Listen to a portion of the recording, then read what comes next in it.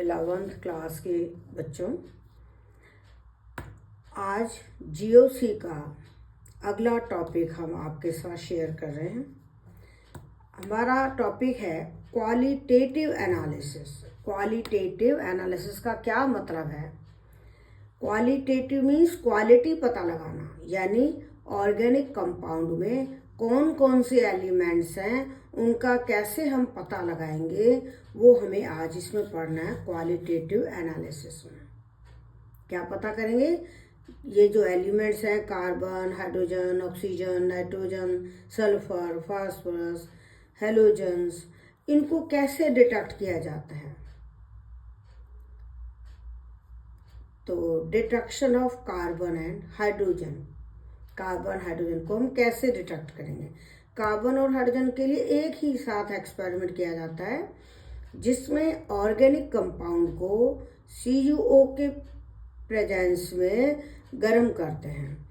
तो क्या होगा? ऑर्गेनिक कंपाउंड का जो कार्बन है वो तो CO2 में बदल जाएगा, और जो हाइड्रोजन है वो पानी में बदल जाएगी, और कॉपर ऑक्साइड कॉपर में बदल जाएगा। फिर हम क्या करेंगे? इस कार्बन डाइऑक्साइड की पहचान करने के लिए इस कार्बन डाइऑक्साइड को लाइम वाटर का मतलब होता है aqueous solution of calcium hydroxide, इसमें पास करेंगे। तो देखिए क्या होगा? CO2 कैल्शियम हाइड्रोक्साइड से रिएक्शन करके कैल्शियम कार्बोनेट बना देगी, जो इनसॉल्युबल होता है। इससे क्या होगा? जो लाइम वाटर था वो मिल्की हो जाएगा, दूधिया हो जाएगा। लाइम वाटर गंदा हो जाएगा, उसमें टर्बिडिटी आ जाएगी। क्यों आएगी टर्बिडिटी? क्योंकि इनसॉल्युबल कैल्शियम कार्बोनेट बनता है। अब क्या है? आप ज़्यादा देर तक CO2 पास कर दो, यानी एक्सेस में CO2 पास कर दोगे, तो जो कैल्शियम कार्बोनेट है वो कैल्शियम बाइकार्बोनेट में चेंज हो जाएगा। किस में चेंज हो जाएगा? कैल्शियम हाइड्रोजन कार्बोनेट में, जो कि सॉल्युबल है। तो टर्बिडिटी गायब हो जाएगी, डिसअपियर हो जाएगी। तो क्वेश्चन आता है पहले तो कि when CO2 is pass through lime water becomes milky, तो आप लिखोगे due to formation of insoluble calcium carbonate.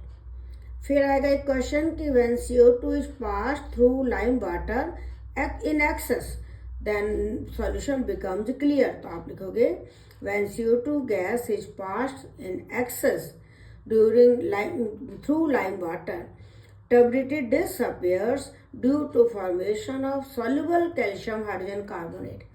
Turbidity disappear क्यों होगी? क्योंकि सॉल्युबल कैल्शियम बाइकार्बोनेट या सॉल्युबल कैल्शियम हाइड्रोजन कार्बोनेट बनेगा। अच्छा, अब जो ये वाटर है उसका हम कैसे पता लगाएंगे? इस वाटर की बूंदों को एनहाइड्रस कॉपर सल्फेट, जो कि वाइट कलर का होता है, उस पर डालते हैं। तो कॉपर सल्फेट वाटर से रिएक्शन करके कॉपर सल्फेट .5H2 यानी हाइड्रेटेड कॉपर सल्फेट बनाता है, जो ब्लू कलर का है। और ये hydrated copper sulphate blue colour का क्यों है? क्योंकि इसमें कॉपर आयन पर वाटर मॉलिक्यूल लिगैंड की तरह कोऑर्डिनेट बॉन्ड बनाकर जुड़ते हैं, और इसमें ट्रांजिशन होता है इलेक्ट्रॉन्स का। और इसके कलर के लिए हम पहले ही वीडियो बता चुके हैं। अब है कि अदर एलिमेंट्स के हम डिटेक्शन कैसे करेंगे। देखिए, नाइट्रोजन, सल्फर, हेलोजन, फास्फोरस, इनका अगर हमें टेस्ट करना है तो हमें ऑर्गेनिक कंपाउंड को पानी में सॉल्युबल करना पड़ेगा, क्योंकि ऑर्गेनिक कंपाउंड पानी में घुलते ही नहीं है। और ऑर्गेनिक कंपाउंड के इन एलिमेंट्स को आयंस में बदलना पड़ेगा ताकि हम इनका टेस्ट कर सकें। तो ऑर्गेनिक कंपाउंड को पानी में सॉल्युबल करने के लिए और आयोनाइजेबल कंपाउंड में बदलने के लिए, यानी इन एलिमेंट्स को आयोनाइजेबल कंपाउंड में बदलने के लिए हम लैसाने सॉल्यूशन बनाते हैं। लैसाने सॉल्यूशन का दूसरा नाम है सोडियम फ्यूजन एक्सट्रैक्ट, और इस टेस्ट को कहते हैं लैसाने टेस्ट। क्वेश्चन आता है कि ऑर्गेनिक कंपाउंड में नाइट्रोजन, सल्फर, हेलोजन की टेस्ट करने के लिए लैसाने सॉल्यूशन क्यों बनाते हैं? तो आप ये बताओगे कि ऑर्गेनिक कंपाउंड पानी में इनसॉल्युबल होते हैं, कोवलेंट होते हैं, आयनिक नहीं होते। तो इन एलिमेंट्स को आयनिक कंपाउंड में बदलने के लिए हम LS बनाते हैं, लैसाने सॉल्यूशन बनाते हैं, या ये कहिए सोडियम फ्यूजन एक्सट्रैक्ट बनाते हैं। अब हम आपको ये बताएंगे कि सोडियम फ्यूजन एक्सट्रैक्ट कैसे बनाओगे। सोडियम फ्यूजन एक्सट्रैक्ट बनाने के लिए हम छोटी सी इग्निशन ट्यूब लेते हैं। इग्निशन ट्यूब इतनी लंबी होती है, अंगुली जितनी इग्निशन ट्यूब, और इसकी जो डायमीटर है वो इतना सा होता है। तो वो इग्निशन ट्यूब के अंदर हम सोडियम का एक पीस डालेंगे, और सोडियम का जो पीस है ना उसको हाथ से मत पकड़ना। क्यों? क्योंकि अगर आप हाथ से पकड़ोगे तो वो हाथ की जो गर्मी है उससे वो बर्न हो जाएगा। इसीलिए सोडियम का जो पीस है उसको हम टंग से पकड़ते हैं या फोर्सेप्स से पकड़ते हैं, और फोर्सेप्स से पकड़कर उस सोडियम के पीस को इग्निशन ट्यूब में डालेंगे। ठीक है, अब क्या होगा, इग्निशन ट्यूब में सोडियम का पीस डाल दिया और पिंच ऑफ ऑर्गेनिक कंपाउंड डालेंगे, यानी चुटकी भर ऑर्गेनिक कंपाउंड, थोड़ा सा ऑर्गेनिक कंपाउंड डालेंगे। फिर उस इग्निशन ट्यूब को रेड हॉट कर लेंगे, गर्म करके। जब वो इग्निशन ट्यूब रेड हॉट हो जाएगी, उसको डिस्टिल्ड वाटर वाला एक बीकर होगा उसके अंदर डाल देंगे। तो क्या होगा, डिस्टिल्ड वाटर के बीकर में जब आप इग्निशन ट्यूब डालोगे वो इग्निशन ट्यूब टूट जाएगी। फिर इसी तरह आप 2 बार इसको रिपीट करना, अलग अलग इग्निशन ट्यूब लेकर। यानी सेकंड इग्निशन ट्यूब में भी यही करेंगे, सोडियम का पीस डालेंगे, ऑर्गेनिक कंपाउंड डालेंगे, उसको रेड हॉट करेंगे, फिर डिस्टिल वाटर वाले बीकर में डाल देंगे। फिर तीसरे इग्निशन ट्यूब में भी यही करेंगे। तो 2-3 बार इग्निशन ट्यूब को रेड हॉट करके आप डिस्टिल वाटर वाले बीकर में डालोगे, फिर उस बीकर को बॉईल करोगे, फिर फिल्टर करोगे।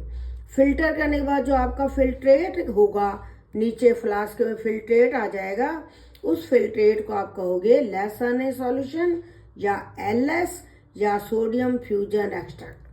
क्या कहोगे, लैसाने सॉल्यूशन या LS या सोडियम फ्यूजन एक्सट्रैक्ट। तो अब इस सोडियम फ्यूजन एक्सट्रैक्ट से हम नाइट्रोजन का टेस्ट करना बताते हैं। कैसे नाइट्रोजन का टेस्ट करेंगे। ये जो LS बना, लैसाने सॉल्यूशन, उसमें FeSO4 का फ्रेशली प्रिपेयर्ड सैचुरेटेड सॉल्यूशन डालेंगे।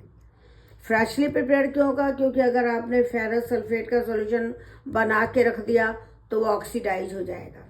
इसीलिए आपको फ्रेशली प्रिपेयर्ड फेरस सल्फेट का सॉल्यूशन लेना है। और सैचुरेटेड सॉल्यूशन क्यों लेना है, क्योंकि हमें Fe+2 एक्सेस में चाहिए। तो फेरस सल्फेट का सैचुरेटेड सॉल्यूशन डालकर फिर कंसनट्रेट बॉईल करोगे। बॉईल करने के बाद आप ये डालोगे कंसनट्रेट H2SO4, तो प्रूसियन ब्लू कलर आएगा, मोर की कलंगी जैसा नीला रंग, प्रूसियन ब्लू कलर। वो ब्लू कलर ये इंडिकेट करता है कि नाइट्रोजन प्रेजेंट है। क्या इंडिकेट करता है, नाइट्रोजन प्रेजेंट है। अब लैसाने सॉल्यूशन में आपने देखा, जब ऑर्गेनिक कंपाउंड को सोडियम के साथ फ्यूज किया था तो जो ऑर्गेनिक कंपाउंड की नाइट्रोजन थी वो इसमें कन्वर्ट हो गई, सोडियम साइनाइड में। और सोडियम साइनाइड था LS में, उसमें आपने डाला सैचुरेटेड फेरस सल्फेट सॉल्यूशन। तो फेरस आयन और साइनाइड आयन मिल करके फेरोसाइनाइड आयन बनाएंगे। फिर वो सोडियम आयन के साथ सोडियम फेरोसाइनाइड बनाएंगे। क्या बनाएंगे, सोडियम फेरोसाइनाइड। फेरोसाइनाइड तो ये है FeCN का O6 -4 चार्ज, लेकिन ये -4 यहाँ आ जाएगा तो Na4 लग जाएगा। और चूंकि 6 CN चाहिए इसीलिए हमने NaCN 6 लिए, तो 2 सोडियम बचे, उनको हम सल्फेट से मिला देंगे। तो ये इक्वेशन आपकी बन गई, रिएक्शन बन गई कि सोडियम साइनाइड चेंज हो गया सोडियम फेरोसाइनाइड में। इसमें चेंज हुआ सोडियम फेरोसाइनाइड में। फिर जो FeSO4 मैंने एक्सेस में लिया था, सैचुरेटेड सॉल्यूशन लिया था, तो कुछ FeSO4 तो यहाँ यूज हो गया, कुछ FeSO4 फेरिक सल्फेट में ऑक्सीडाइज हुआ। अब ये फेरिक आयन सोडियम फेरोसाइनाइड से रिएक्शन करेंगे तो फेरिक फेरोसाइनाइड बनेगा। Ferric ferrocyanide means ferric ion के तो 3 वैलेंसी है, फेरोसाइनाइड आयन की -4 वैलेंसी है, तो -4 वैलेंसी तो Fe पर आ जाएगी, 3 वैलेंसी यहाँ चली जाएगी। तो ये जो कंपाउंड बना इसका नाम है फेरिक फेरोसाइनाइड, और जो यहाँ सल्फेट आयन थे वो सोडियम आयन से मिलकर सोडियम सल्फेट बना लेंगे। तो इस फेरिक फेरोसाइनाइड के कारण प्रूशियन ब्लू कलर आता है। क्वेश्चन अब पूछा जाता है आपसे, प्रैक्टिकल में भी पूछा जाएगा, कंपटीशन में पूछा जाएगा, नीट जेई में भी आता है कि ये नाइट्रोजन के टेस्ट में प्रूशियन ब्लू कलर क्यों आता है। तो आप लिखोगे फेरिक फेरोसाइनाइड बनने के कारण। अगर नाइट्रोजन है तो ब्लू कलर आएगा, नाइट्रोजन नहीं है तो ब्लू कलर नहीं आएगा। अब आता है सल्फर का हम कैसे टेस्ट करेंगे। देखिए अपने पास Ls है, Ls का दूसरा नाम क्या था, सोडियम फ्यूजन एक्सट्रैक्ट। तो जब आपने सोडियम के साथ ऑर्गेनिक कंपाउंड को फ्यूज किया तो जो सल्फर थी वो इसमें बदल गई सोडियम सल्फाइड में। तो इस सोडियम सल्फाइड में यानी Ls में आप लेड एसीटेट और एसिटिक एसिड डालो। एसिटिक एसिड डालने से तो सॉल्यूशन एसिडिक हो जाएगा, और लेड एसीटेट डालने से लेड सल्फाइड का ब्लैक प्रेसिपिटेट बनेगा, क्योंकि इसमें Pb आयन है, इसमें सल्फाइड आयन है, वो मिलकर क्या बनाएंगे, PbS का ब्लैक प्रेसिपिटेट। तो एक टेस्ट तो ये है सल्फर का कि लसाने सॉल्यूशन में आप एसिटिक एसिड और लेड एसीटेट डालो, येलो वो ब्लैक प्रेसिपिटेट आएगा।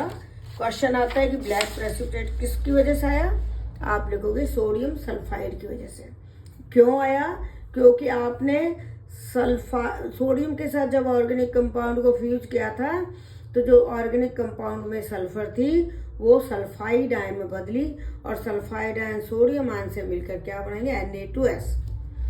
अब Ls का एक और हिस्सा ले लो, क्योंकि Ls तो आपके पास बहुत सारा बना हुआ है, उसमें से अब थोड़ा सा हिस्सा लेके उसमें कैडमियम क्लोराइड डालो, तो कैडमियम सल्फाइड का येलो प्रेसिपिटेट बनेगा और सोडियम क्लोराइड बन जाएगा।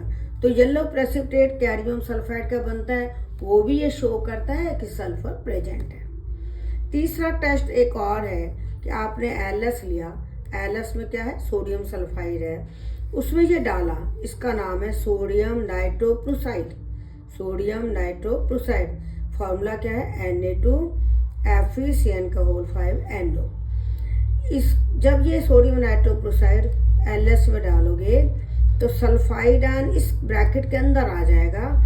ये कोऑर्डिनेशन कंपाउंड या कॉम्प्लेक्स कंपाउंड है, जिसके बारे में आप 12th में और कोऑर्डिनेशन कंपाउंड के चैप्टर में पढ़ोगे कि सल्फाइड आयन तो यहाँ अंदर आ गया, NOS लग गया, और Na2 की जगह Na4 हो गया, ये दो सोडियम इसके साथ जुड़ गए, तो ये बना वायलेट कलर का कंपाउंड। तो ये हो गया सल्फर का टेस्ट। अब है test of nitrogen and sulphur both. देखो किसी ऑर्गेनिक कंपाउंड में नाइट्रोजन सल्फर दोनों भी हो सकते हैं, तो कैसे करोगे, Ls जो बनाओगे ना सोडियम फ्यूजन एक्सट्रैक्ट, उसमें क्या होगा, अगर नाइट्रोजन सल्फर दोनों है ना तो वो NaCNS होगा, सोडियम थायोसाइनेट। इस Ls में फेरिक आयन डालोगे ना, जब नाइट्रोजन का टेस्ट करते हैं तो जो नाइट्रोजन का टेस्ट किया उसमें फेरस से फेरिक आयन बना, तो वो फेरिक आयन FCN आयन से मिलकर ये बनाएगा फेरिक थायोसाइनेट, जिसकी वजह से ब्लड रेड कलर आएगा। यानी जब आप नाइट्रोजन का टेस्ट करोगे तो अगर प्रूशियन ब्लू कलर नहीं आया, ब्लड रेड कलर आया, तो आप ये कहना कि इसमें नाइट्रोजन और सल्फर दोनों हैं। ब्लड रेड कलर अगर आता है तो ये शो करता है कि nitrogen and sulphur both are present in organic compound. पर देखिए कभी कभी ये दोनों का ब्लड रेड कलर नहीं आता, क्योंकि सोडियम फ्यूजन जब करते हैं, अगर आपने सोडियम ज़्यादा डाल दिया, एक्सेस में डाल दिया, तो गर्म करते समय जो NaCN बना था, सोडियम थायोसाइनेट बना था, वो डिकम्पोज हो जाएगा सोडियम साइनाइड और सोडियम सल्फाइड में। तो उससे क्या होगा, नाइट्रोजन का अलग टेस्ट आएगा, सल्फर का अलग टेस्ट आएगा। प्रूशियन ब्लू कलर नाइट्रोजन का टेस्ट शो करेगा और सल्फर का आप ये वाला टेस्ट करोगे, कंबाइंड टेस्ट नहीं आएगा। इसलिए कंबाइंड टेस्ट कभी कभी आता है। तो आप जब नाइट्रोजन का टेस्ट करो, अगर प्रूशियन ब्लू कलर आता है तो आप लिखना नाइट्रोजन प्रेजेंट है। अगर ब्लड रेड कलर आता है तो दोनों प्रेजेंट हैं, नाइट्रोजन और सल्फर। नाइट्रोजन का टेस्ट करने के बाद आप सल्फर का टेस्ट करना। ये 11th क्लास में भी करवाते हैं और आगे 12th के बाद जब कॉलेज में पढ़ोगे तो भी ये नाइट्रोजन टेस्ट, सल्फर टेस्ट ये आते हैं। और 12th में भी कुछ कॉलेज स्कूलों में 12th में भी प्रैक्टिकल एग्जाम में ये एलिमेंट टेस्ट करा देते हैं। अब है हेलोजन का टेस्ट। आपने एलएस बनाया था, तो जब आप एलएस बनाओगे या सोडियम फ्यूजन एक्सट्रैक्ट बनाओगे तो यदि ऑर्गेनिक कंपाउंड में हेलोजन है तो वो सोडियम हैलाइड में चेंज हो जाएगा। किस में चेंज होगा? सोडियम हैलाइड में। और उस एलएस को डाइल्यूट HNO3 और सिल्वर नाइट्रेट के साथ रिएक्शन कराओ, गर्म करो, तो क्या होगा? एलएस का जो सोडियम हैलाइड था, एलएस में क्या होता है? सोडियम हैलाइड होता है। वो सोडियम हैलाइड सिल्वर नाइट्रेट से रिएक्शन करेगा, क्या बनाएगा? सिल्वर हैलाइड का प्रेसिपिटेट। अब उस सिल्वर हैलाइड के प्रेसिपिटेट का कलर देखकर आप पता लगाओगे कि कौन सा हैलोजन है। अगर सिल्वर हैलाइड का वाइट प्रेसिपिटेट बन रहा है, वाइट कलर का, तो आप कहोगे सिल्वर क्लोराइड बना, यानी Cl है, और वो अमोनियम हाइड्रोक्साइड में सॉल्युबल होगा। अगर आपका जो सिल्वर हैलाइड है उसका हल्का येलो रंग है, लाइट येलो कलर, और वो अमोनियम हाइड्रोक्साइड में स्पेरिंगली सॉल्युबल है, कम सॉल्युबल है, तो आप कहोगे ब्रोमीन है, क्योंकि वो प्रेसिपिटेट AgBr का था। अगर सिल्वर हैलाइड का कलर डार्क येलो है और अमोनियम हाइड्रोक्साइड में इनसॉल्युबल है, तो आप कहोगे कि सिल्वर हैलाइड जो बना वो सिल्वर आयोडाइड है, यानी ऑर्गेनिक कंपाउंड में नाइट्रोजन प्रेजेंट है। तो आज के लिए हमारा इतना ही सफिशिएंट है। हम ऑर्गेनिक कंपाउंड में फास्फोरस और सल्फर का टेस्ट अगले वीडियो में शेयर करेंगे। तब तक के लिए अलविदा, all the best, thank you.